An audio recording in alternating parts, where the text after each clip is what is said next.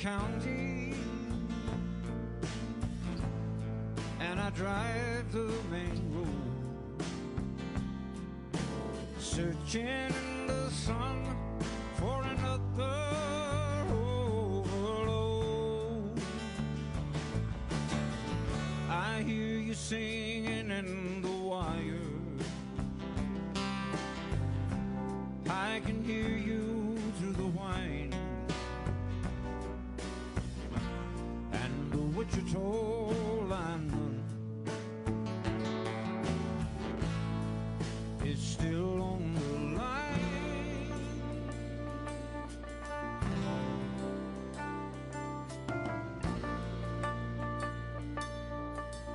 I know I need a small vacation, I can hear you through, but it don't look like rain. And if it snows, that stretch down south won't ever stand the strain. And I need you more than want you, and I want you for all time. And the Wichita lineman is still on the line.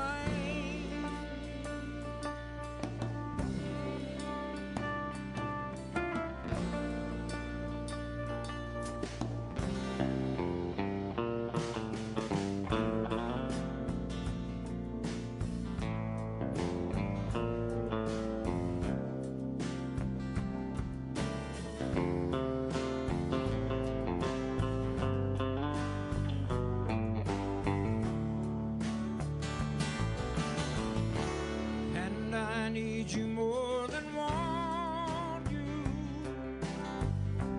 and I want you for all time.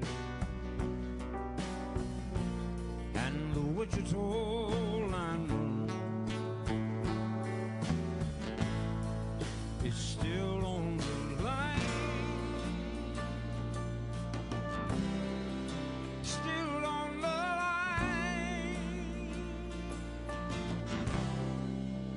And I'm doing fine.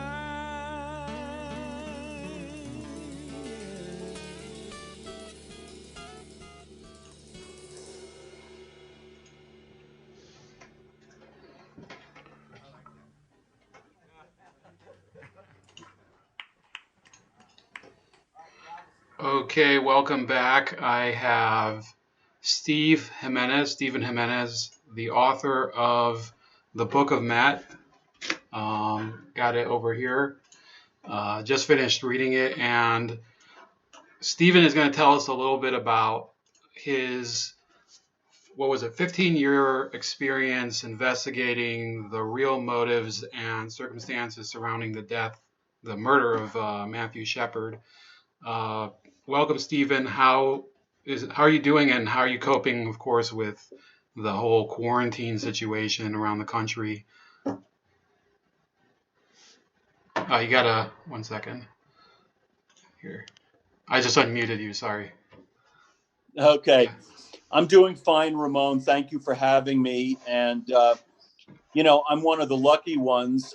I'm a New York City native. I'm from Brooklyn, but I'm not in New York City right now. So I'm one of the lucky ones. I'm in a quiet place and, have been pretty much quarantining for the last 3+ weeks. Right, and of course, New York's known for its pretty festive nightlife, and you've lived in a number of places that are pretty different. Of course, you lived in Wyoming, the subject of this story, and obviously there's a huge difference in lifestyle between those two places. Whether you're talking about, the subject of your book, of course, was more connected to the gay community, but would you say that your time over in Wyoming, was it like more of a tranquil atmosphere over there than it is currently in Brooklyn? I mean, there's a lot of stories coming out of potential food riots and things like that. So before we get well, so such completely different places. I have a long history of spending time in Wyoming. I went there the first time in 1989, and I went there from Brooklyn, New York. So it was really initially a real shock to the system. I was in a tiny town in northeastern Wyoming that has a population of 25 people. So, bear in mind, Wyoming has 500,000 people in the entire state. So Brooklyn, New York is larger than that. And, it's a largely rural state. I mean, obviously there are some smaller cities there, but an incredible difference between Wyoming and New York City. Right, and from I guess both the book itself and then the afterword where you're talking about your book tour, it seemed like you got a very good connection to many of the local people there. So I have some questions I wrote down. I'm going to try to paraphrase them because they're long. But if the question is too long, you can ask for clarification. Sure. So while you were researching the circumstances of Aaron McKinney and Russell Henderson's trials, you discovered through prosecutor Cal Raruka that the motive was likely not due to Matthew Shepard's sexual preference, but rather the crystal meth trade. Why is it that he never worked to expose talking about Raruka, this angle more and dispel the mythology behind this murder as a hate crime? It's a great question. And first of all, the public doesn't always understand how the court system works, how the criminal justice system works. And in a case like this that was so highly publicized, one of the concerns the prosecutor had is that, publicity could actually lead to a mistrial. So he fought aggressively to keep cameras out of the courtroom. Like many Americans, he witnessed, on television, the O.J. Simpson case, which to some people in the justice field was kind of a media circus. And so he was very determined that not happen here. He did not talk to the media while during the case, while the trials were going on. At the end, at the time of the convictions, et cetera, he did come out and speak at press conferences on the courthouse steps. But this was his kind of modus operandi. Cal Raruka is a very ethical man, and he follows procedures,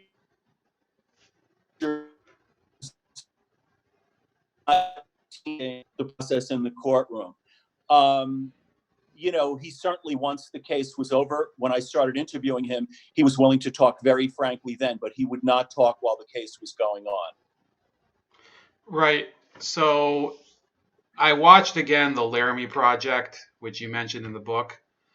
And I have to tell you, me and you probably would disagree on a lot of issues, including in terms of obviously, the gay rights movement and things like that. But when the Laramie Project came out, the thing that I remember was it was constantly on HBO, and they had a great ensemble cast, and some of the, especially Steve Buscemi, I later found out, thanks to your book, he played this character, Doc O'Connor.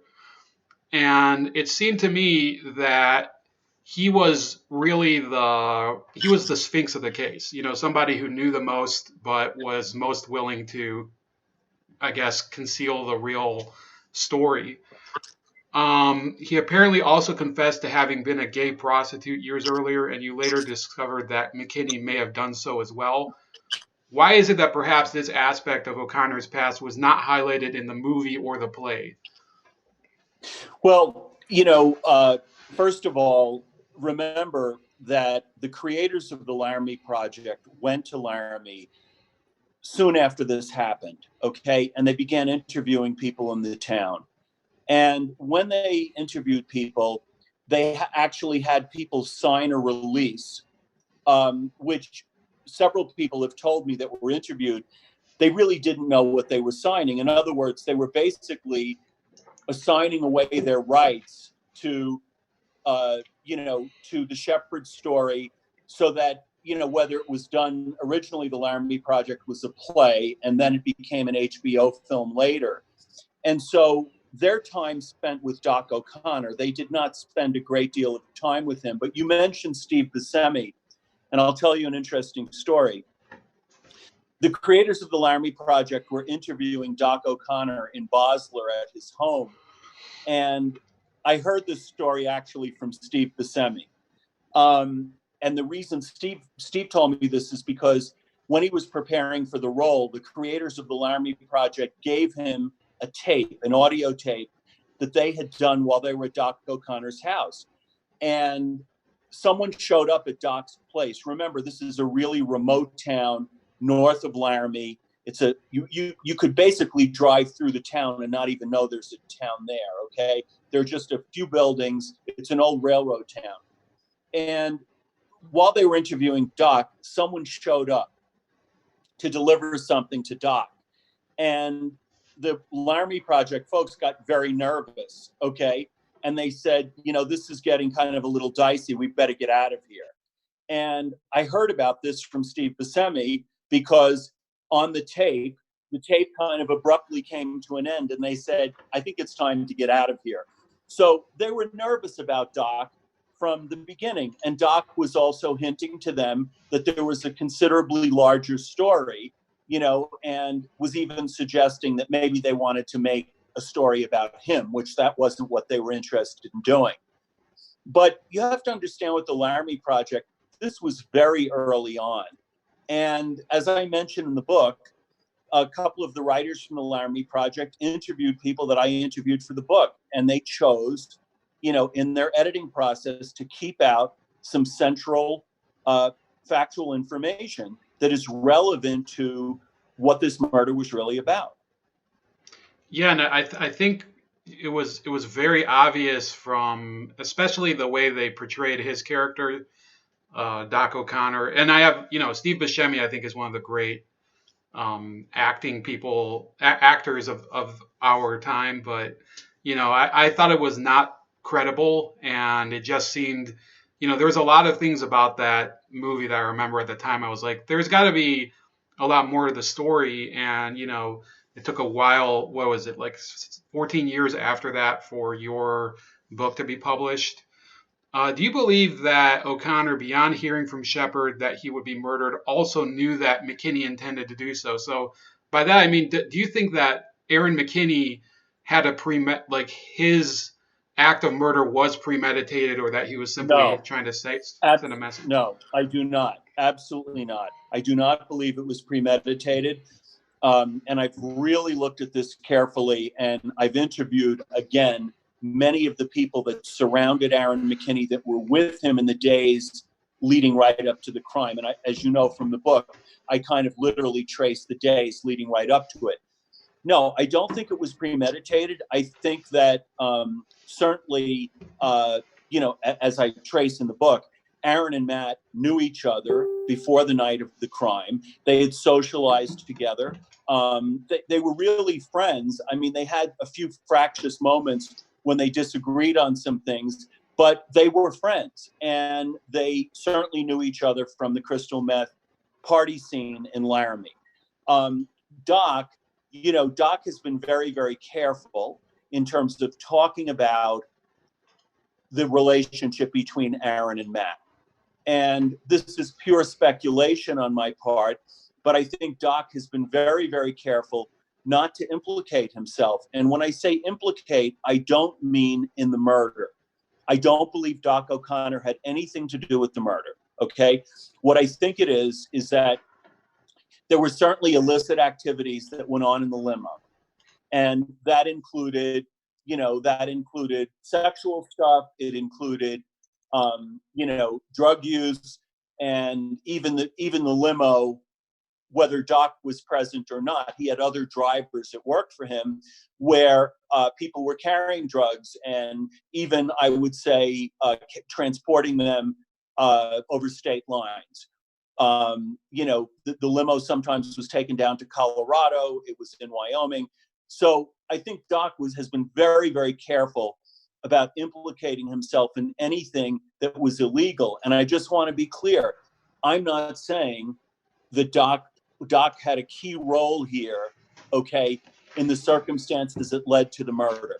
But he certainly knew that there were some wild things that went on in the limousines. Right, and just for the people who are watching at home, maybe don't remember the movie. So the truth is, I was looking for another picture of him, and the only one that I could find of the real Doc O'Connor was from your book, which is over here on this page, because the play's been performed so many times that you just see people who've played Doc O'Connor on the stage. So this was an individual who could be seen, I guess, as a more senior, adoptive father for some of these people, like McKinney and Matthew Shepard in the book, and he plays like a very central role in it. So here, Ramon, may I make another comment? sure. About, yeah, just to say, okay, Doc has the characteristics, okay, and he even plays to this, of being a bit of an outlaw. He's going to admit to you not just his hustling when he was a young man, but also that he ran strippers. He had been involved with adult bookstores. In other words, this is a guy who is involved in a lot of activities that some may call questionable, right? And I will say this: Steve Buscemi had Doc's voice down and his mannerisms. He had seen him on video, and because Doc did a number of TV interviews, he had that down. Okay. My objection was that the kind of character that's portrayed in the Laramie Project is really kind of a folksy Western, figure who has this kind of paternal relationship with Matt, and they've gone and looked at the stars over Laramie, et cetera. And, again, the reason that all these activities culminated in murder is because there was also a dark side to all of this. And obviously in the book, I get into what some of those dark activities were: crystal meth, hustling, male prostitution, and other things. And so I think that a major opportunity was missed by the creators of the Laramie Project by steering away from telling some of those harder truths, because the fact of the matter is, it's those harder truths that led to the violent tragedy that night. This was not, a couple of rednecks who went into a bar and decided to target Matthew Shepard because he was gay. That is simply false. Yeah, and I also gathered that, when I first saw the movie, he seemed like some sort of mechanic, or it didn't say what he was doing, like who he was. So it's much easier to have it implicitly stated that he's some sort of mechanic from Laramie or something than that he was a sex trafficker and former prostitute and possible meth dealer. Ramon, let me just correct. Yeah, go ahead. Steve, you got cut. You got cut off. Can you start again? Sure. How about now? Can you hear me? Yeah. Okay. No, what I wanted to say is, I think it's really important. One of the things I've tried to do is to clear up some of the information that has been inaccurate and really try to stay with facts that can be corroborated. Okay. I'm not saying, and I don't want to say this to your viewers, that Doc O'Connor was a meth dealer. Okay. That just doesn't, that's not backed up by what I found. Okay. What I am saying is that he owned a limo company. He was a limo driver, and there was a lot of partying that went on in that limo. And that limo did travel back and forth between Colorado and Wyoming. And there were a lot of things that went on in the limo, including parties with Aaron McKinney and parties with Matt Shepard and other people. And so the thing is people can infer. I also don't want to say that he's a sex trafficker.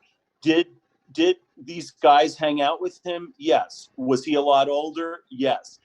Did both Matt and Aaron McKinney have a history of working as male escorts? Yes. Right. So that's good because, that's I guess a lot of the problem is that people have gone after you trying to say that it's a lot of innuendo, and I'm glad that you try to stay consistent and not you know, get offside over what you're saying and what you aren't. I guess my next question was, it's been 22 years since Shepard's murder. Based on the accounts that you gathered from his acquaintances and accomplices, it's obvious that it was a dangerous affair to be digging into when you started. But in Wyoming, many have been murdered for drug-related motives since then, such as Adrian Butler and Shailene Weimer last year, which is a more recent story. I'm not sure if you're aware of it. Why do you believe that the truth about McKinney and Shepard's connection to meth dealing warranted such a level of secrecy among the press and law enforcement in the region? Okay, so you have to remember, because you mentioned that the murder happened almost 22 years ago. 22 years ago, okay, meth was not a big national story, okay? And I can tell you this because in the first couple of years, when I was researching the story in Laramie, I was commissioned to work on this case by the New York Times Magazine. And in early 2002 and then into 2003, meth was not a big national story. It was not till really probably 2004 and after that people really began to talk about, one, what was meth doing in rural America, in small communities, particularly in the Midwest and then the West. And then secondly, what about the meth epidemic in the gay community? That was not being talked about back then. So the thing I would say is at the time the murder happened, okay, many of the people that were incarcerated in the county jail in Laramie were there because of meth-related crimes. But it was still... Wait, Steve, you got cut off again. Hold on. I'm sorry, I don't know what happened. Yeah, once it just interrupts. Yeah, just start from 10 seconds ago. Sure. Sorry. What I was saying is that back at that time in 1998, the meth problem was really just taking hold in a very, very serious way in Wyoming. In the book, and you probably remember, Ramon, I interviewed a fellow who claimed to be probably the first person to bring crystal meth to Laramie in 1993. But you know, it really became by the late 1990s, it was becoming a really serious problem, and then into the early 2000s and beyond. It's still a problem in Wyoming today. But I just want to say that, you know, very few people were talking about it back in 1998. Okay. For the town, it was kind of a dirty secret because meth use was starting to expand there. Okay. Even law enforcement was just figuring out how to start dealing with these meth-related crimes. And the national media wasn't tackling it, okay? And the gay community wasn't tackling it back in 1998. Yeah, so you're talking a lot about this culture of basically silence for a while, maybe because people didn't want to address the meth epidemic, and we'll get back to that. You yourself discussed in the book of Matt that what may be described as a close call as a gay person working in Wyoming in the 1980s, this was near the beginning of the book, as well as an incident where Shepard was assaulted by a bartender elsewhere in the state, I believe it was Cody, months before his murder in response to an unwanted proposition. Then the Laramie Project came out, and it seemed to imply a simmering hatred for gays in Wyoming. You criticized it heavily in the book, but to what degree do you think its criticism of the region's culture is accurate? Well, I've got to say, you know, I've spent a lot of time in Wyoming. Remember that in connection with this book, I went there the first time. This year, it's 20 years ago. It was in the early winter of 2000 that I went to begin working on this case. And I've got to say that I don't find Wyoming any more or less homophobic than any other place. You know, I've always felt safe, you know, in Wyoming while working on this story. Okay, it is a different culture in that it may be more conservative. It's more culturally conservative. But, you know, I never felt during the course of interviewing people in Wyoming, and I presented myself as openly gay, that people somehow, viewed me with homophobia or hatred. That was not my experience. I think that homophobia is something that you can find any place, okay? Including you can find homophobia inside the gay community. Sometimes gay people can be homophobic, okay? It's an issue that, the way this case was perceived initially was through the lens of a certain kind of Northeastern media, filter. And, not just Northeastern, but generally the corporate media. It was a very sensational case, and people played on the sensational tabloid aspects of it, which included using these coarse stereotypes of, Western rednecks and cowboys and, kind of ignorant small town people. And I try to dispel some of those stereotypes in the book because I don't think they're true. So yeah, to answer the question, you think it's basically just a prejudicial view that's not really reflected in the state or the region at large, because when you read like the Laramie Project, I think they try to shoehorn in a lot of characters that seem like, country bumpkins, and in some cases I was trying to research them. A couple of them I think were just composite characters and the Reverend that was in the movie was, I believe, fictional, but maybe do you know if No, some of them? he was Ramon. He was a real individual. He passed away. The Reverend Fred Phelps was a real individual who was the minister of the Westboro Baptist Church, and he was a deeply bigoted individual. I thought it was outrageous that Fred Phelps would take a band of his followers and they would protest outside the church where Matthew Shepard's funeral happened. And there's lots of, documentary evidence, news footage showing them actually protesting outside the church. So that was, I'm not talking about a composite figure. I'm talking about not Fred Phelps. Fred Phelps was like a cult, like he was like world famous, but there was a local reverend that they were sitting in his congregation, and they just called him the Reverend in the credits. And then later in the movie, one of them tried to question him, and he gave some sort of contrived answer to her question, and then she freaked out. It was, I think, Clea Duvall's character. So I don't have any information about who that real person was in real life, so I don't know if he's maybe a composite character. I'm sorry. Yeah. But yeah, Fred Phelps was going to military funerals and things like that. I remember that. Yes. Well, I'll tell you, there's a former Episcopal minister in Laramie who at the time, had a congregation in Laramie. He's really not doing that anymore. He's now a forensic psychologist. His name is Chuck Dennison. And Chuck he appeared on a panel with me, one of the last big anniversaries in Laramie. And Chuck was one of the people that really kind of opened his church so people could come and deal with their feelings of grief or anger or whatever it was.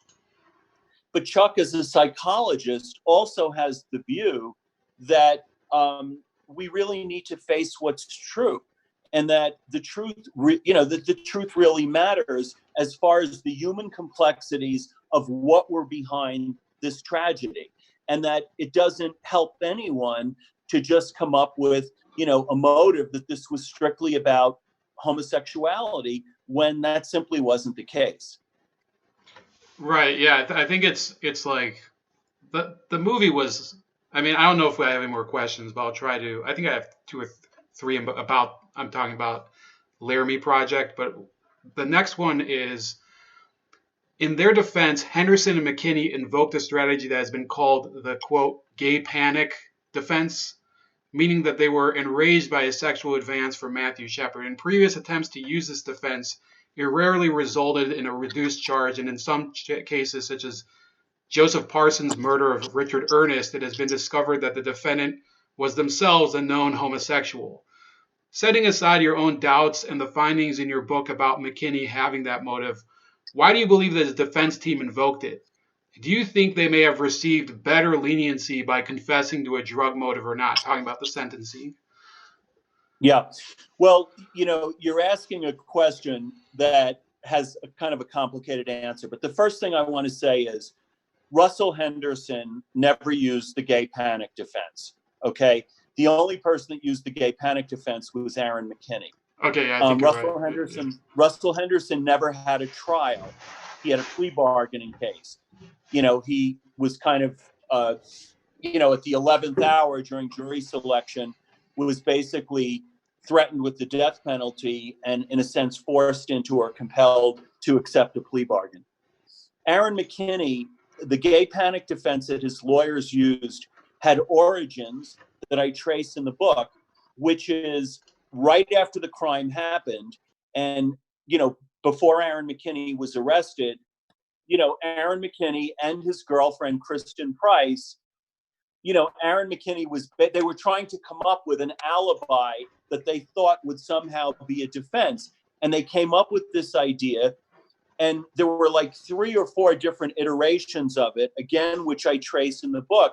And, each one was sort of different. One was that Matt Shepard had come on to Aaron McKinney in the bar. And that the reason they took him out and beat him up, in the words of Aaron McKinney's girlfriend at the time, was to teach him a lesson not to come on to straight people, right? Aaron McKinney had a different version, which he also told, which is that after they left the bar, they were in the truck driving through town, and Matt Shepard reached over and grabbed him, and that's what made him go off in anger. In my own reporting, and including in the our report I did for 2020 back in 2004, Kristen Price, McKinney's girlfriend, acknowledges that she had lied at the time and that it was an alibi. She says, I would have done anything to try to keep him out of big trouble, prison and a long prison sentence. And she admits that she lied and talks about why she lied, and also mentions that, crystal meth was a daily, involvement with drugs was a daily thing in their lives. None of which at the time did any of that come out. So, I think that McKinney's lawyers during his trial mentioned really briefly that Aaron McKinney had been involved in drug use, okay, but they never went into, I guess because, this is supposition on my part, they thought it would paint a really negative picture of him, or a more negative picture. They never went into the fact that Aaron McKinney had been a dealer. He'd been dealing crystal meth for 3 years. He was addicted to the drug. And, his dealing, it was, he was a small operator. I mean, I'm not saying that he was a huge kingpin, but he was involved enough that he did take a trip to a California meth lab, and he did, deal pretty steadily. His attorneys did not go into that, nor did they go into the fact that he and Matt had had a relationship prior to the night of the crime. Right. And this is more of like a perception issue. So in rewatching the Laramie Project on YouTube, I came across many user comments that were directed not at the movie, but at the crystal meth motive, and more specifically at your book. They angrily propose that your hypothesis is a rationalization of the murder in order to obscure the threat of hate crimes against open homosexuals, and that it relies on the statements of anonymous sources and rumors. So I can read like a couple of those just for clarification. So, some of these are kind of, they were like pretty angry at you. But here's one. I'm going to make this, so this is from 5 years ago. This person says, I'm going to make this very clear for anyone doubting Matthew Shepard's death. Matthew Shepard was murdered because he was gay, nothing else. And to doubt this is the stupidest thing you could possibly do. Everyone is citing this book, The Book of Matt, and I've read this novel, in his words. After analyzing and further research, it's a crock of S word, ink wasted. This novel is so inaccurate. This author doesn't give credible sources, and it doesn't give any new details. Citizens of Laramie laugh and refute the statements about Matt being a drug dealer, has factual errors and lies, and he goes on for another paragraph. So my question, obviously everybody has its critics. I thought the book was pretty well sourced personally, but what do you think is the keystone to the validity of your theory? The one area where you think that there's just too much of a smoking gun in the legal parlance to ignore what you're talking about. Well, first of all, people's beliefs, and I just want to emphasize that word beliefs about this case, were almost immediately reinforced by the mainstream media. And I quote many of the news reports at the beginning of the book as to what the perception was about what motivated this crime. But the simple fact of the matter is, whether these detractors want to believe it or not, is that the preponderance of law enforcement, backs my thesis of the book. And there are over 10 law enforcement officers with direct knowledge of this case in Laramie and in the state of Wyoming who have backed the thesis of the book. And a preponderance, okay? And we're talking about people that directly worked on the case, several of whom are still in law enforcement.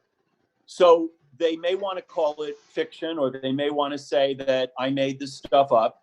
But the fact of the matter is the man who prosecuted the case, who, was responsible for winning life sentences for both McKinney and Henderson, was one of my primary sources, Cal Raruka, and he actually supports the conclusions of the book.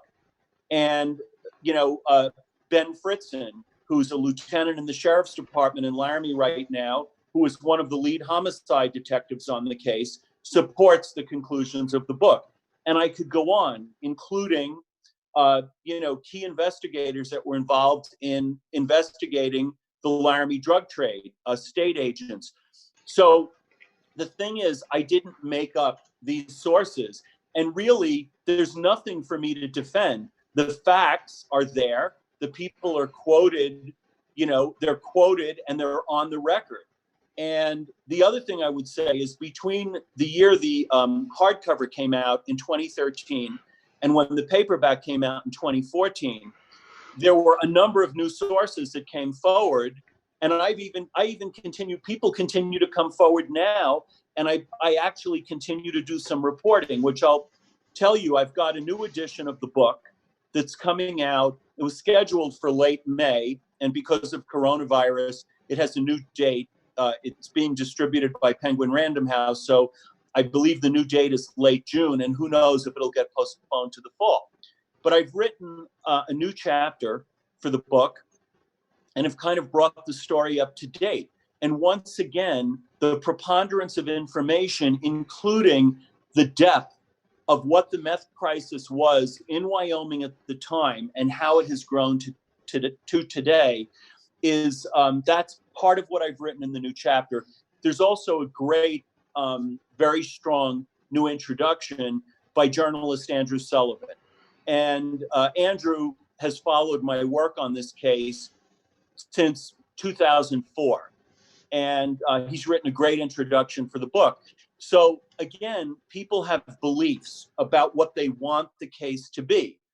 And the simple fact is that the two men in this crime were never convicted of a hate crime. There was never a decision by a jury, by a judge, by anyone that this was an anti-gay hate crime. That was the story that was told by media and by special interest groups. And they did so very, very successfully, including getting a federal hate crime bill named after Matthew Shepard and James Byrd Jr. I'm very familiar with the Byrd case as well. And the Byrd case was de facto a hate crime. In this instance, the federal government came in before this became a state case. There were federal agents in Laramie and they looked at the potential of this case having something to do with the violation of Matthew's civil rights. And the federal agents, after a couple of weeks, packed up and left Wyoming. And this was prosecuted as a felony murder case. There is nothing, okay, that says that these men were convicted of a hate crime. But, you know, if that's what public perception is, I think we lose a lot, okay, by not understanding the complications and the complexities that led to this horribly violent murder. Because if you want to believe that this was simply about homophobia, okay, then you're just opening yourself to having many, many other drug-related, meth-related, opioid-related murders and crimes, okay, because you don't want to look at how this one actually happened. Yeah, and I think the whole hate crime angle is a good segue to my next question, because there were some figures that you mentioned by name that did participate, I guess, in the aftermath of the murder. So the Laramie Project film, sorry to keep going there, there is a scene where Catherine Connolly, played by Janine Garofalo, a lesbian professor at University of Wyoming, discusses the hazards of living openly gay in Wyoming. 6 years later, she was elected to Wyoming's legislature. She's now the minority leader there. An attorney for the Matthew Shepard Foundation, Sean Patrick Maloney, had been an aide to President Clinton and is currently a congressman from New York. Maloney has compared the Shepard murder to that of Emmett Till's, and his representation of the crime is often juxtaposed against yours in reviews of the book. Do you believe that, just as others have accused you of ulterior motives in promoting your findings, that politicians like the two I've mentioned have used the crime for careerist purposes? So, you know, you don't have to direct the answer about them, but what's your opinion on that? Yeah. Well, first of all, I know Kathleen Connolly by reputation, but I've never actually met or spoken with her. So I really can't talk about her. But I can say something about Sean Patrick Maloney, which is that I did have a direct encounter with him, which I talk about in the book. When he came, he accompanied Mrs. Shepard to ABC News on the date that Mrs. Shepard was interviewed. And, you know, Sean Maloney attempted to give me a history lesson. First of all, I'm his elder. I'm not only his elder in terms of chronological years, I'm his elder in terms of being an advocate for gay rights, okay? So his attempt to instruct me that Matthew Shepard is to gay civil rights what Emmett Till is to the civil rights movement is baloney, okay? First of all, the cause of gay civil rights does not hang somehow on the tragic murder of Matthew Shepard. It was certainly a moment and a flashpoint when people became more aware, perhaps, of violence against gay people. But the thing is, Maloney's view, and it's shared by many people in politics on both sides of the aisle, which is somehow people believe if a myth is serviceable, okay, then it's important for us to preserve that myth. Let me give you an example that I think many of your viewers are familiar with. The story about weapons of mass destruction in Iraq. And that story becoming, you know, essentially the basis for which we invaded Iraq was that Saddam Hussein had weapons of mass destruction. It turned out that that story was false, and many people got behind it, okay? And the thing here is that it was a serviceable myth for certain people that had political goals. And in the case of Matt Shepard, there's no doubt that the symbol of Matt Shepard has been important to people. But I disagree completely with Sean Maloney's approach. You know, if you want to talk about someone who was an important figure in gay civil rights, let's talk about Harvey Milk, or we can talk about other people. But there's an aspect that people have clung to martyrdom around Matthew Shepard. And again, it was a horribly violent murder. But what I've tried to do is to address the question of why did this happen? How did it happen? What were the complexities behind it? But Sean Patrick Maloney can go on saying whatever he wants. He literally said to me, okay, you know, tread lightly here, okay, because of what Matt is as a symbol. And my belief is, do you want to know the truth about who Thomas Jefferson was? There was a time when you couldn't talk about the fact that Thomas Jefferson, had African American, children that were part African American. You couldn't talk about that because there was a mythology. And for a time, you couldn't talk about the meth underpinnings of Matthew Shepard's murder. But over time, more and more people have become interested in what's true. And my belief is that as we move forward, that the story itself will take on more of the factual truths rather than people feeling that they need some kind of a two-dimensional myth that doesn't allow for the humanity of both perpetrators and victims. Right, and before I move to the next question, I mean, my personal experience with that, with Martin Luther King, I've told some people and shown them evidence that he was a serial cheater on his wife. And I said, it doesn't take away from his accomplishments, the risks that he took to do what he did, and the suffering that he went through, and the fact that he was murdered. And they refuse. They say, well, you're just spreading FBI propaganda. I'm like, well, what are you going to do? I mean, it's not like the guy was, descended from heaven and became perfect. And there's plenty, I think just turning people into saints, which is something that you actually talked about in the book, I think that does a real disservice to, actually figuring out the underlying causes of an issue. Hey, Ramon, I would like to add something because you mentioned it before when you were asking me the question, and for some reason I'm reminded of it right now. You were talking about the people, the detractors, etc. And I mentioned, law enforcement support behind the book. The other thing I just want to say is, through the present, I guess I've probably interviewed about 135 people connected to this story. Okay. And one of the specifics that people really objected to is they were adamant that Matt Shepard and Aaron McKinney did not know each other. The media portrait was they were from like two different sides of the tracks, the person from the trailer park and then Matt, who had gone to boarding school in Switzerland. The fact is that there are probably 12 to 15 solid on the record sources of people that socialized together with them and knew of the relationship that Matt and Aaron had. So again, if in the face of factual information and people that have been quoted and people, witnesses that were actually filmed for the 20 story I did, okay, who were on camera talking about the relationship between Matt and Aaron. It's just, if you want to believe in a fable, okay, instead of what is based in fact and accurate information, then, God bless you. Yeah, it's just a conscious choice of, ignoring the real world.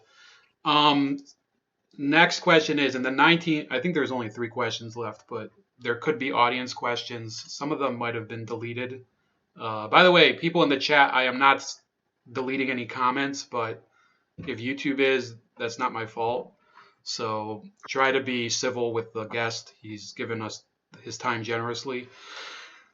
In the 1990s, the subject of hate crimes legislation began to gain steam in the wake of the murders of Shepard, the transsexual Brandon Teena, and the dragging murder of James Byrd, which you mentioned, of course. However, as your research has shown, Shepard's murder may have been completely unrelated to prejudice. Since then, actual hoax hate crimes have come to light, such as the Jussie Smollett incident. What do you believe is the motivation of those like Congressman Maloney that want the concept of hate crimes to be enshrined in law? So you can speak broadly. You don't have to talk about Maloney if you don't want to, but go ahead. No. Well, the thing about hate crime, okay, do I think that there are hate crimes where someone is motivated by a particular bias? Like they're motivated by hating gay people, or they're motivated by hating black people, or hating, whomever. Yes, I believe that such a thing exists. That's one issue. There's a whole other issue, which is, what is the legal definition of hate crime? The problem is that when you try to get inside someone's head, when they commit a violent crime, okay, that's a very, very difficult thing to do, because when someone commits a violent act, there are usually a set of factors, okay, that come into play, that there's not just one single thing. And I'm just going to, let's use in this case, Aaron Wait, Stephen, you, hold a on. closeted, he was, Hold on. sure. You got cut off. Did I Start lose again you? at Aaron McKinney. Sorry. Yes. Yeah. Aaron McKinney was clearly, okay, a closeted bisexual. Mm-hmm. At the time of the murder, he was living with his girlfriend and he had a child, a young son. And Aaron McKinney had a history of having sex with men. He had both threesomes with men and women, and he had sex with men. And this is something that has not just people I've interviewed for the book, but there are also law enforcement people in Laramie who related specific incidents to me involving Aaron McKinney. So this is not hypothetical on my part. However, to say then that because Aaron McKinney had conflicted, views of his own sexuality, that was the motive for the crime. How do you take the fact that it's well documented that Aaron McKinney was up on crystal meth for a full week leading up to the night of this crime? The attack happened late on a Tuesday night. That weekend leading into it, Aaron McKinney was also mixing cocaine and had been up on meth for a week. And the people that partied with him, I interviewed, okay? Aaron McKinney was already in a state of high agitation. Even the night before this crime happened, he broke into his cousin's home, okay, looking for a drug dealer who he claimed owed him money, okay? On the night of the attack of Matthew Shepard, Aaron McKinney assaulted 3 other males in addition to Matt Shepard, okay? He, after leaving Matt Shepard at the fence, he went into town, okay, and using the same gun, he struck a Hispanic guy in town across the skull, and the guy was treated that night, and his head was stitched up. He also, when Russell Henderson tried to stop him during the beating of Matthew Shepard, he swung around and hit Henderson across the face with the murder weapon, and Henderson got 9 stitches at the emergency room that night. And then there was Matt Shepard. So it's really, to me, okay, it's pretty clear that Aaron McKinney was exhibiting violent behavior with the 2 Hispanic men that he attacked, with Russell Henderson, also with Matt Shepard, and the incident the night before that I told you, where he broke into his cousin's home. Right, okay? Monty Durand. His cousin wasn't Monty. Monty was someone that Aaron claimed owed him money, and he assaulted Monty that night, okay? And so the thing is that there's a clear pattern here, and there's a meth expert that I interviewed for the book from UCLA, Dr. Rick Roston, who, I went to originally to help educate me. And he just said, there is no way in terms of brain chemistry, even if McKinney had been up for 3 days, but a week, he said, there is no way that you can talk in any way logically about what Aaron McKinney's motive was. But then if you look at what was actually going on that night and what Aaron McKinney was actually after, okay, which was a shipment of crystal meth, 6 ounces of crystal meth worth about $10,000 at that time, it's a complicated set of events. So people's wish to continue to have this view that a redneck cowboy, decided to target Matt Shepard because he looked frail and gay, and that's the reason, again, God bless him. Yeah, and I would say especially the family history of Aaron McKinney, also to some extent of Russell Henderson that you go through. This is a question I didn't write down, but did this experience of talking to these people, you talked to Henderson, you talked to McKinney, you talked to all the people involved, did it change your view on the death penalty? I don't know if you were anti-death penalty before. I'm not completely against the death penalty, but I'm very much against broadly applying it. So did it change the way you think about that issue?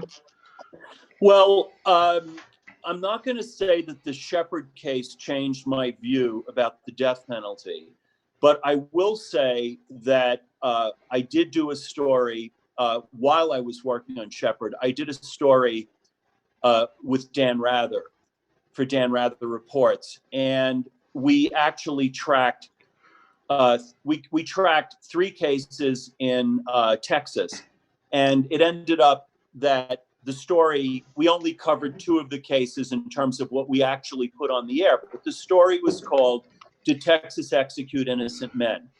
And the 2 cases that we covered, I want to say that the evidence, okay, was very, very thin on which these 2 different men were executed. In one case, the sole eyewitness, who had been he had been an illegal immigrant, he basically describes having been pressured by the police to, they kept saying, kept at him until he finally essentially said that he identified the guy. And in this story I did for Dan Rather, the man recants and says he never really knew the identity of the person, and it was based solely on that one eyewitness that the man was executed. And there are 2 other cases. I won't go into the details. So my views on capital punishment are shaped by, okay, you can look at all kinds of things that don't function in criminal justice, and that can be on the part of defense attorneys and also on the part of prosecutors, and also procedural issues that happen in the court. So to me, the problem is, that the capital punishment has been applied, that it's been applied in ways that I think really, whether they're economic, social, I just have a problem. I have a problem with the morality of capital punishment when all of these human factors come into play. Okay, a defense attorney who doesn't do their work, a prosecutor who wants to get the conviction to advance his career, police that tamper with evidence, witnesses who lie, and unfortunately, I've been working on crime and justice stories for, since for probably 25, 30 years now. And I've seen a lot of things over the years. So that, my views on capital punishment are shaped by what I know about the criminal justice system. Right. And I think a lot of us, I don't want to bring current politics into it, but prior to 2016 and the whole Russian collusion thing, I think I never wanted to have any knowledge of the legal system, but seeing what happened to Michael Flynn, for example, where it was he was pretty much railroaded. Now, this wasn't a death penalty case, but you see somebody who's convicted based on a technicality in a form, that type of thing. I've become much more generous with defendants in terms of Ramon, yeah. I just want to say, I think you're raising an issue that's really important. And that is really what's happened with politics and what's happened with media. Okay. Journalism right now, okay, online, you can find some good journalism, but what you mainly have, okay, particularly in television journalism, is you have opinion. Okay. You go on CNN and mostly it's people offering their opinions. When was the last time you saw one of the anchors actually bringing in people who have reported a story? And I think what you're talking about here is the politicization, okay, of really every aspect of American life, where and I've experienced a little bit of this myself, is rather than people wanting to have a conversation about facts, okay, they resort to smearing. And this is the thing. And I think we've seen a lot of this going back through the whole Russia, investigation and through the impeachment, is that people are using talking points. They're using smearing tactics. Okay.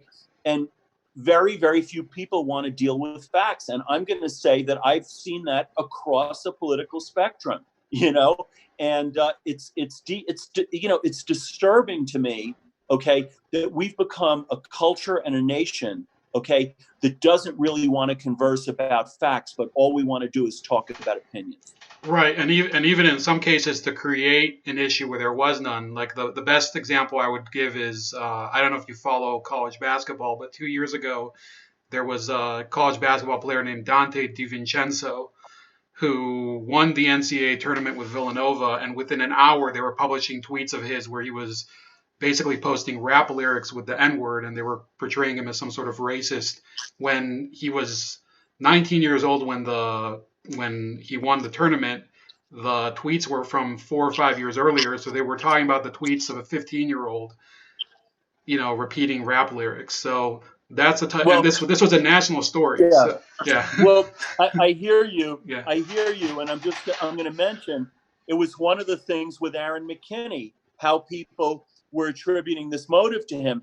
Aaron McKinney loved hip hop music, okay, and even since his late teen years, he loved wearing.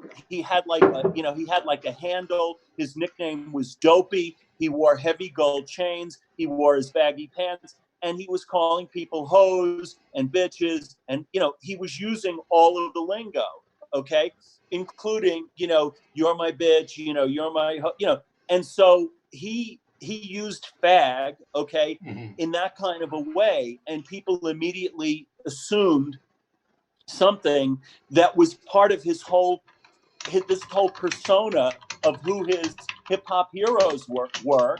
And, and you've certainly heard of when some hip hop artists have been accused of homophobic lyrics and whatever it is. And there was a lot of misunderstanding. Again, people are just going for the headline, but they don't want to read between the lines.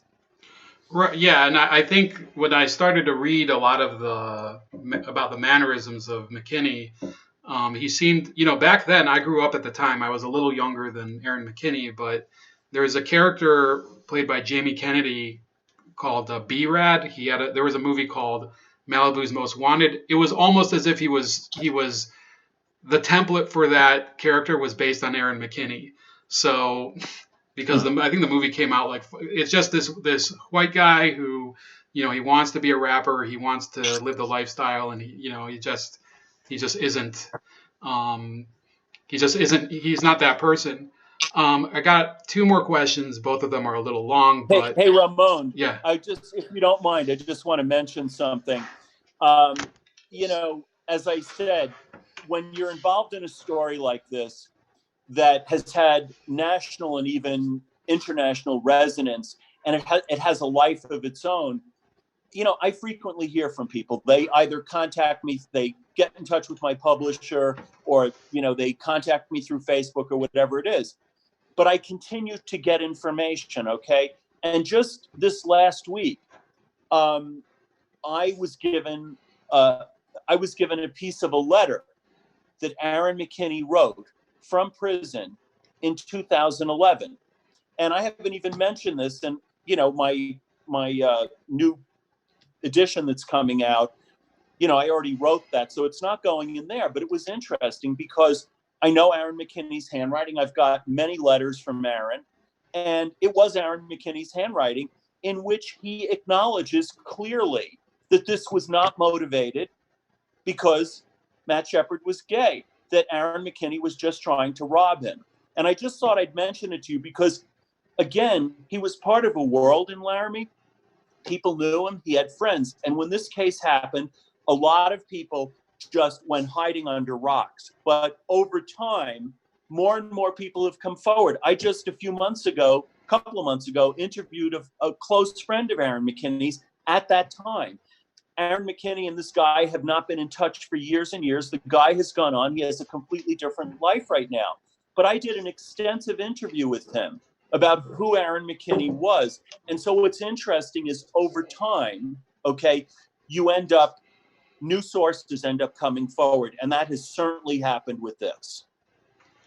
Yeah, and I think many people initially they don't want to speak out because perhaps they, you've obviously gotten a lot of arrows thrown, like shot at you. So, imagine for people who are directly connected to the case.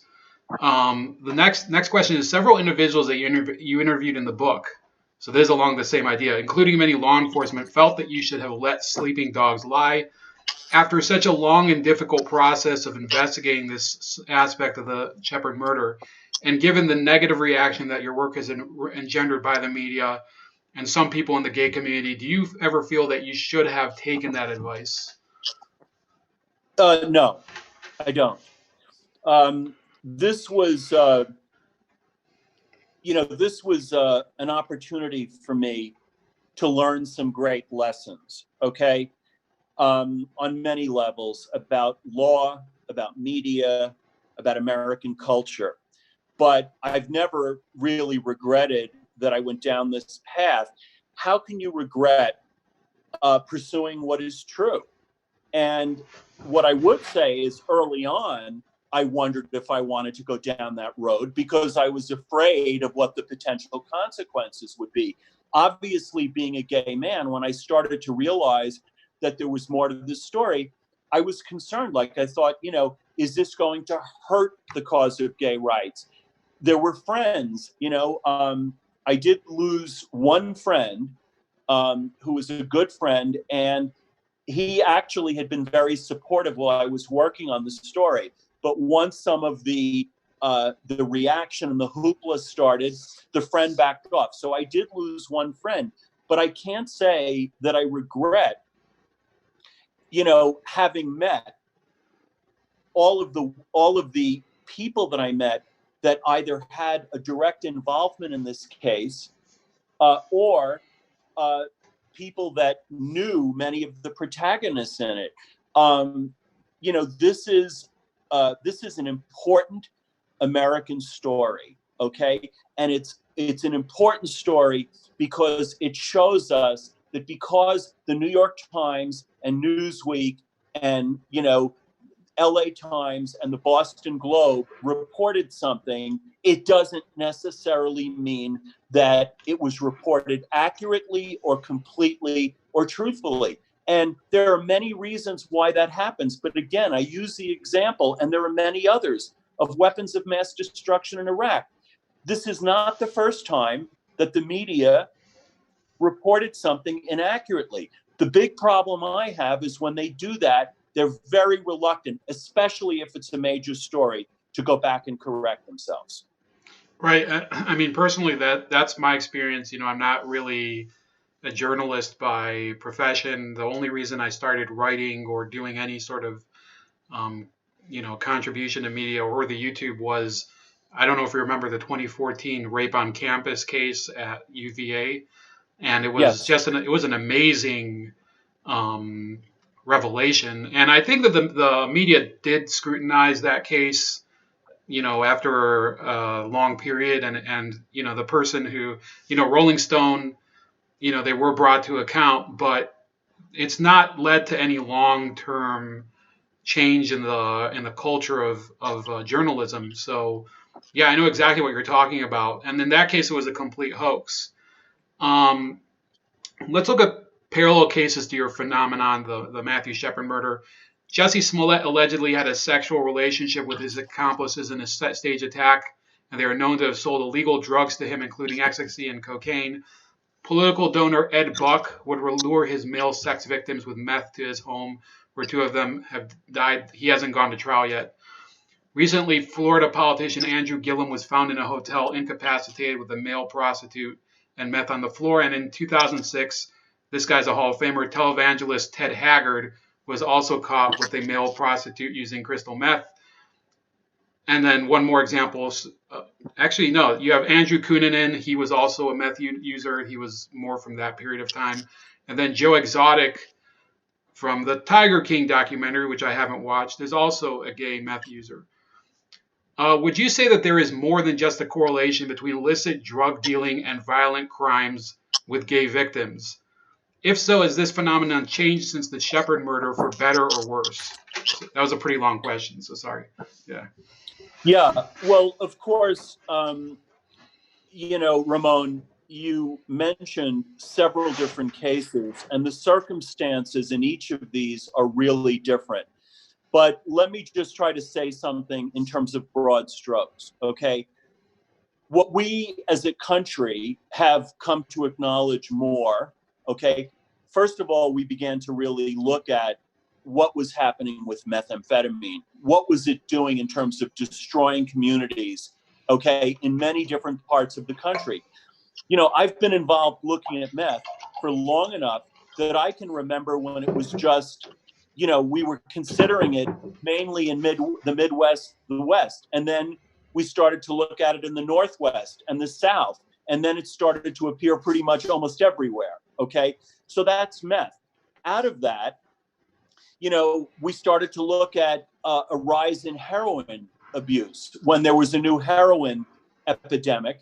And then the next subject was the opioid epidemic. Okay. So the thing is, culturally, we have been paying more attention to these drugs and drug abuse than what we were doing earlier. But it's been really incremental, in terms of our willingness to really look at how serious is the problem of drug abuse, in the United States and beyond the United States. So the thing I want to say is, I think that this is a national problem, and certainly not restricted to the gay community, although I will also say that crystal meth in particular has been a very, very serious problem in the gay community. The situation is better now, and it's better because of education around it, because there were PR campaigns, in New York City and in San Francisco, and people started to openly talk about it. And I just don't think there's anything to be gained by not being willing to look at problems of addiction and drug abuse. And that problem has existed in the gay community as much as any place else, and certainly in a couple of the instances you mentioned. Right, and I think that a lot of the same tendency to sweep this under the rug. I remember with Ted Haggard, I have to say, I know maybe you're closer to issues of meth, but I did find that a very funny example because he's Ted Haggard. But Well, okay. So I know a little bit. I know a little bit about Ted Haggard. Okay. All right. Because one of my sources wasn't that in the Denver Mike area? Jones. Yeah, Mike Jones. Okay. Mike Jones is the guy that outed Ted Haggard. Okay, and Mike, had been involved as a male escort, and that's how he knew Ted Haggard. But coincidentally, Mike Jones also knew Matt Shepard. Right. And he knew Matt Shepard from the same social scene in Denver. And so it is interesting, but Mike was very, very frank. He has spoken about the context in which he knew Ted Haggard, but also some other political figures, okay, in Colorado. And he also knew Matt from the same party scene that, it was a kind of a wild party scene in Denver.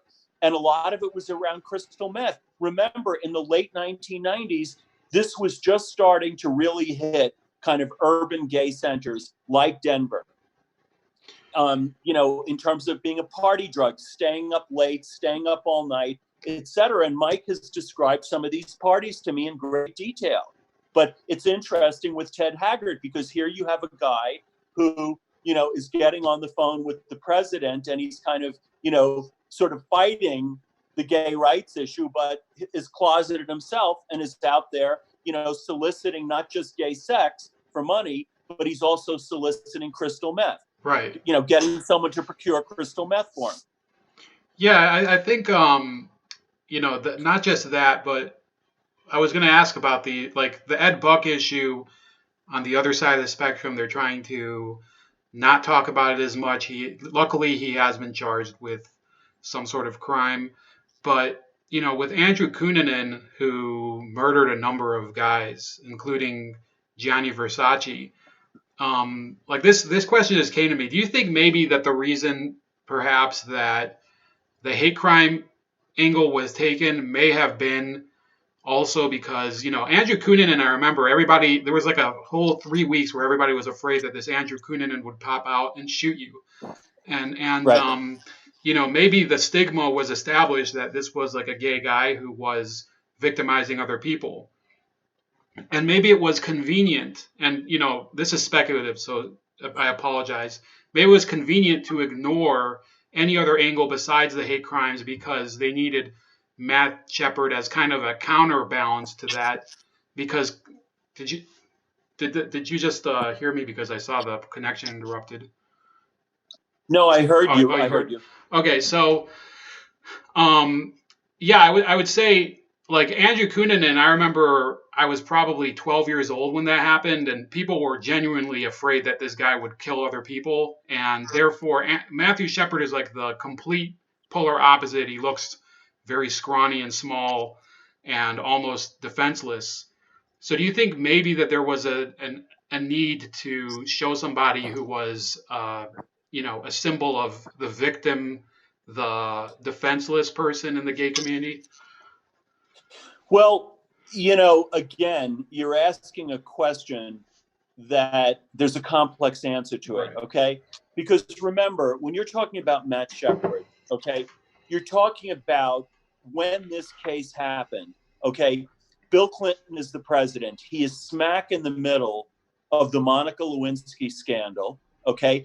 A few months before this, the James Byrd killing had happened in Jasper, Texas, and Bill Clinton is already trying to move forward with hate crime legislation. But literally, the week this happened with Shepard, within 1 week, okay, was the House impeachment vote, and so there was an opportunity here, a political opportunity, okay, but it didn't begin with Clinton or the White House. You had two friends of Matt's, okay, who started calling gay organizations and calling the media before the police had even done an investigation and really had any idea what the motives were or what the circumstances were. So many things came together, but you mentioned about Gianni Versace. Look, and this goes beyond gay. It could be in anything. Let's just look for a minute at the Harvey Weinstein case, right? Powerful people can succeed in hiding the truth for a damn long time, okay? And many, many people in Hollywood, and some of their names, and so do I, okay, knew what Harvey Weinstein was up to. This didn't just happen once or twice or three times. This was, he was behaving like a serial predator. But he was a very, very powerful man. And people were afraid of what the consequences could be of speaking up. Some were brave enough to speak up. But, in many different cases, okay, sometimes the media will focus on one aspect of a case and not look at the other aspects of it because of who's involved. And we know with Harvey Weinstein that, even Ronan Farrow, some of his reporting, there was an attempt to stop it early on, and he stayed with the story. And, there have been many cases where there's a drug element or there's an organized crime element or there's some element that is kept out of the narrative until perhaps later. In the best instances, over time, more information surfaces and people begin to have a different understanding of the events. Do you feel that that's what might have happened when the New York Times Magazine decided not to continue pursuing your story? Well, it's... Hold on, you broke up. 1 second. Sorry. Yeah, hold on. Yeah, start over. Yes. It's pretty simple what happened at the Times Magazine. The editor who originally commissioned the story from me was interested in what I was looking into. And by the time I finished, I was working on the story for almost 2 years. he left the magazine and there was a different editor. And it was clear that, this was a path that they didn't want to go down at that time. We're talking about, the period between 2002 and 2004. They didn't want to look at the crystal meth side of the story. I was lucky that ABC News was willing. They were brave enough to look at it. And, the executive producer at 2020, David Sloan, was willing to go forward and look at an aspect of the story, including the connection of Matt to Aaron McKinney, his killer, that other people weren't willing to look at. All right, so I think that's it for my questions. I don't see anything from the audience, but again, you said your book is slated to come out when? The updated version of Book of Matt. Right now, it's slated for the new edition is slated for late June, and let's see with coronavirus if it's late June or if it gets postponed. But it has the new cover, and I've done some additional reporting for it, and so I think people that are interested in the story will find the new edition kind of interesting. Yeah, and I mean, definitely there's, there's a story that I worked on for 2 years before it got and it only got published by alternative media, but I can certainly appreciate the difficulty. And by the way, I mean, you had to go. This is something people don't realize. There used to be a time when journalists actually had to go out into the public and gather facts from direct witnesses. So that this is something that is sort of unknown to present generation. But Stephen has done that, and you can find a lot of those direct experiences in the Book of Matt. Anything else you want to say? Ramon, if I could just throw in, I think I traveled to 20 states to interview people because people scattered to the 4 directions, and so because enough time.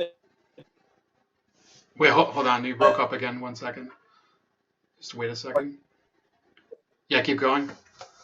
No, I was just going to say, definitely old-fashioned reporting. I track people down all over the place. And when you're talking about a case that, was this sensational and this big in the culture, you can't just pick up the phone and talk to someone. You can't just pick up the phone and talk to them without them seeing you or trusting you or knowing what your intentions are. So I had to travel all over the place for this story. Yeah, you actually, there was an incident you told me that you said in the book that you took a significant risk. You may have almost gotten ambushed by some, people connected to the meth trade. So yes, yeah, there's I think that nowadays there's a lot of dependence on, just regurgitating stuff that's already public in journalism, and there's not a lot of people who still do it the way that you did, and maybe it's just because media isn't economically willing to support it anymore, which is unfortunate. But anything else you'd like to say before we finish? No, Ramon, I just want to thank you for having the curiosity and the interest in just looking at this, because one of the reasons I still talk about the case, obviously I've moved on and I'm working on other projects now, but one of the reasons that I think this story is so important is that it's a textbook example of how something can be understood in a very, very simple and sometimes simplistic way without understanding the complexities. And it's my contention that you really lose something when you do not look into the complexities of a case, especially when a case has the kind of resonance that this one has had. Yeah, absolutely. I mean, I want to thank you for coming on again, but especially for having you had the determination to go look at something that became an iconic event and really peel back the cover from it. And, I think whatever else people think about you, I read one of the comments, but, I think if you're a person who's really looking for the truth, doesn't matter what your opinion is. If you read Book of Matt, It's pretty clear that the author, the guy speaking to me now, Steve Jimenez, he's not looking for some sort of promotion or something. It's actually about looking at the truth and seeing the people behind what behind the headlines. That's really something that I think is missing in journalism today. Ramon, may I add one final comment? Sure. No, I just want to say that, I've been out as a gay man, all right, since the mid 1970s. And I marched in the first National Gay March on Washington in 1979. Okay. I've been involved in a number of political and social issues around gay rights. Okay. This is particularly important to me as a gay man to deal with what is true, because over time what we have is what's true. Okay, we don't have what's false, we don't have what's politically correct. Okay, what we have is what's true. And I'll just mention one other example. Okay, Hannah Arendt. Okay, my book editor, Michael Denny, studied under Hannah Arendt at the University of Chicago. And there was a period when Hannah Arendt, in Eichmann in Jerusalem, had written, there was a passage that became very, very controversial. And she was considered, did she write something that was bad for Jews? Okay? History and time has shown that Hannah Arendt was right in what she wrote, that she was very, very thoughtful. And so anyone that wants to suggest that I'm anti-gay for writing this book, it's just, that too is belied by the facts. I mean, I didn't write this. In fact, I had to really wrestle with it. But I finally said, this is important for all people, whether you're gay, straight, bisexual, black, white, Asian. It doesn't really matter. What's true is true for all of us. It's not true for us because we have a particular tribal identity, or we have, we're adhering to a particular kind of identity politics. That's not how we advance as a society or how we advance as civilization. All right, I don't think there's a better way to end that, but thanks again. Thanks for your time. Thank you, Ramon. And again, so you can find Book of Matt wherever fine books are sold, or you could wait for the new edition to come out. And have a great Sunday, Steve. Hope everyone stay safe and healthy. Absolutely. Thank you, Ramon. Have a good day. Bye. Bye-bye.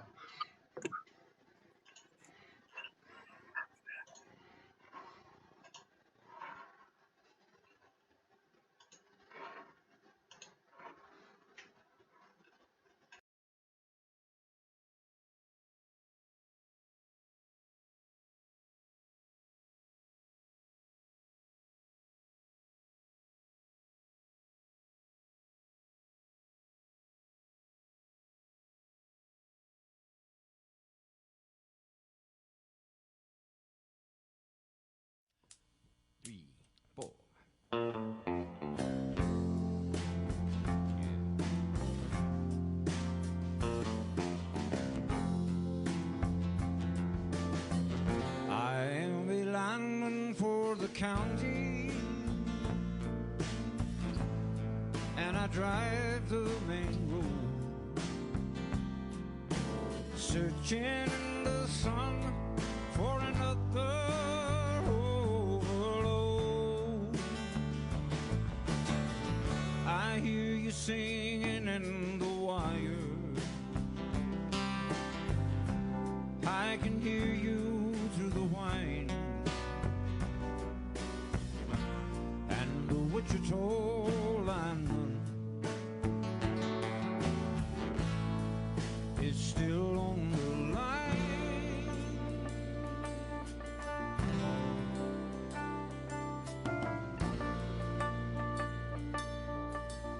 I know I need a small vacation, but it don't look like rain. And if it snows, that stretch down south won't ever stand the strain. And I need you more than want you. And